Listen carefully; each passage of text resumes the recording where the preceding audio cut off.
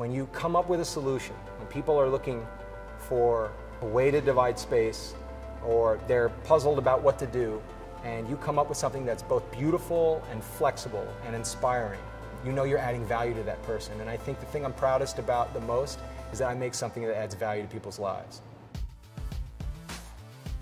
Went to an installation on the west side at the Dia Center where I first saw Robert Irwin's installation called Scrims, where he did this beautiful thing where he stretched the sheer material between the floor and the ceiling, created these rooms delineating with just lightweight sheer fabric, and it was so beautiful with the light shooting in from the west side. And I thought, why don't we make one of those for our window?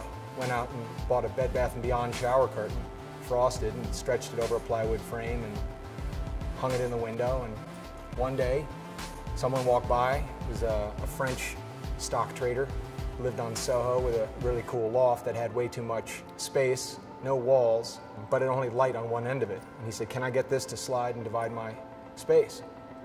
And so I just said yes, and 2 months later, the first Raydoor was made. There's an art to moving panels in space that allows you to maximize the use. There's an art in the sheer planes that divide the space, which are the panels. And in our case, the technology created to make that happen is unique and speaks to that function in a totally fluid way.